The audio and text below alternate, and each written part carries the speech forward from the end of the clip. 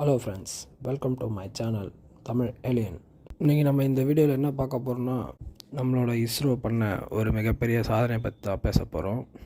வருஷத்தோட நாளே நம்ம இஸ்ரோ ஒரு சாதனை படைச்சிருக்கு. அந்த சாதனை என்னென்னா, எக்ஸ்போசாட் பிஎஸ்எல்வி C58 ஒரு சேட்டலைட்டை லான்ச் பண்ணியிருக்கேன். இது என்னடா சாதனைன்னு கேட்காதீங்க. இஸ்ரோ அடிக்கடி சேட்டலைட் லான்ச் பண்ணி தான் இருக்காங்க. ஆனால் நம்ம வருஷத்தோட ஃபஸ்ட்டு நாளே ஒரு சேட்டலைட்டை லான்ச் பண்ணுறாங்க. அதுவே ஒரு சாதனை தான். இது மட்டும் இல்லாமல் இந்த சேட்டலைட் எதை பற்றி ஆராய்ச்சி பண்ண போகுதுன்னா, கருந்துளையை ஆராய்ச்சி பண்ண போகுது. அது இல்லாமல் நெப்புலாவை ஆராய்ச்சி பண்ண போகுது. அப்புறம் மேக வெடிப்பை ஆராய்ச்சி பண்ண போகுது. அது இல்லாமல் இந்த தூசு படலம் அதெல்லாம் ஆராய்ச்சி பண்ண போகுது. முக்கியமாக எக்ஸ் கதிர், அதாவது கண்ணுக்கே தெரியாத எக்ஸ் கதிரை பற்றி ஆராய்ச்சி பண்ண தான் இந்த சேட்டலைட்டை முக்கியமாக அனுப்புனது. இந்த சேட்டலைட்டை 2வது நாடாக இந்தியா அனுப்புனதால் இது ஒரு வரலாற்று சிறப்பு வெற்றி தான். இதுக்கு முன்னாடியே இந்த கருந்துளையை பற்றி ஆராய்ச்சி பண்ணுறதுக்கு அமெரிக்காவோட ஸ்பேஸ் ரிசர்ச் ஆர்கனைசேஷனான நாசா ஆல்ரெடி டிசம்பர் 2021 ஒரு சேட்டலைட்டை அனுப்பிட்டாங்க. அது இது வரைக்கும் ஆராய்ச்சி பண்ணிட்டு தான் இருக்குது. அது கருந்துளையும் சூப்பர் நோவா வெடிப்பு அதை பற்றி ஆராய்ச்சி பண்ணுறதாகவும் இன்னும் அதிகமாக டீப்பாக ஆராய்ச்சி பண்ணுறதாகவும் அதை அனுப்பிட்டாங்க ஆல்ரெடி அவங்க. இருந்தாலும் நம்ம இந்தியா தான் இதில் 2வது நாடாக கருந்துளையை பற்றி ஆராய்ச்சி பண்ணுறதுக்கும் இந்த மற்ற எக்ஸ் கதிர்களை பற்றி ஆராய்ச்சி பண்ணுறதுக்கும் அனுப்பின 2வது நாடுன்ற பெருமையை பெற்றிருக்கு. அதனால தான் இது ஒரு சாதனையாக பார்க்கப்படுது. இந்த சேட்டலைட் ஸ்ரீஹரிகோட்டாவில் சதீஷ் தவான் ஸ்பேஸ் சென்டர்லேருந்து தான் வருஷத்தோட நாளான ஜனவரி 1 காலை 9:10 லான்ச் பண்ணாங்க. அது மட்டும் இல்லாமல் இந்த ராக்கெட் 10 சேட்டலைட்டு ப்ளஸ்ஸு C58 சுமந்துன்னு கிளம்பிடுச்சு. இது லான்ச் ஆன கொஞ்சம் தூரத்துலேயே நம்ம நார்மலாக சேட்டலைட்டு சுற்றுற பாதையில் அந்த 10 சேட்டலைட்டு ரிலீஸ் பண்ணி விட்டுட்டு பிஎஸ்எல்வி C58 மட்டும் பூமியை விட்டு ஒரு 650 கிலோமீட்டர் போயிட்டு அங்கே போய் மையம் கொண்டு தான் பூமியை சுற்றி வரும். எதனால் பூமியை தள்ளி 650 மீட்ரு இது பண்ணுறாங்கன்னா, ஏன்னா பூமி பக்கத்துலேயே இருக்கும்போது பூமியோட வெளிச்சமே ரெஃப்ளெக்டே இதோட இது பண்ண அஃபெக்ட் பண்ணுறதால 650 கிலோமீட்டர் அப்பால் இந்த சேட்டலைட்டை நிலைநிறுத்தி அங்கேருந்து ஆராய்ச்சி பண்ண போகிறாங்க. அப்படி ஆராய்ச்சி பண்ணுறது மூலமாக பூமியிலேருந்து வர வெளிச்சமும் அதை அஃபெக்ட் பண்ணாது, ப்ளஸ் நிலாவிலேருந்து வர வெளிச்சமும் அஃபெக்ட் பண்ணாது.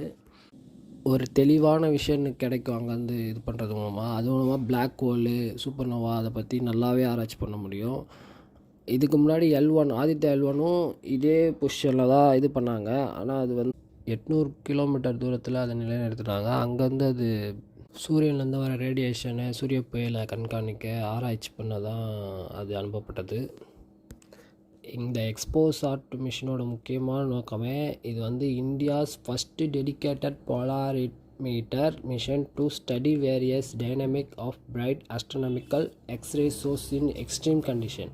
அதாவது இந்தியாவோட ஃபஸ்ட்டு மிஷன் பார்த்திங்கன்னா அந்த எக்ஸ்ரே பற்றி ஆராய்ச்சி பண்ணுறதுக்காக தான் அது அனுப்பப்பட்டதுன்றதை தெளிவாக மென்ஷன் பண்ணியிருக்காங்க. இந்த மிஷினை இப்போ வெற்றிகரமாக லான்ச் பண்ணிட்டாங்க. இது லான்ச் பண்ண கொஞ்ச நேரத்துலேயே அதோட டார்கெட்டை நோக்கி பயணத்தை ஆரம்பிச்சிடுச்சு. இதுக்கப்புறம் அது அங்கே போய் சேர்ந்ததுக்கப்புறம் தான் ஆராய்ச்சியை தொடங்கும். கருந்துளையை பற்றி நம்ம தெரிஞ்சுக்கவும், மற்ற இதெல்லாம் சூப்பர் நோவா வெடிப்பு, மற்ற எக்ஸ்ரே கதிரை பற்றி தெரிஞ்சுக்கவும் இது மிகப்பெரிய ஒரு உதவியாக இருக்கும். இப்போ இந்த சேட்டலைட் பூமியோட சுற்றுவட்ட பாதையை தாண்டிடுச்சு.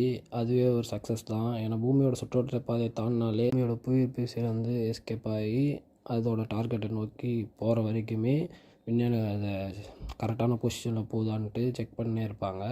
அது பூமியோட சுற்றுவட்ட பாதையை விட்டு தாண்டினோடனே விஞ்ஞானிகள்லாம் சந்தோஷத்தை பகிர்ந்துக்கிட்டாங்க.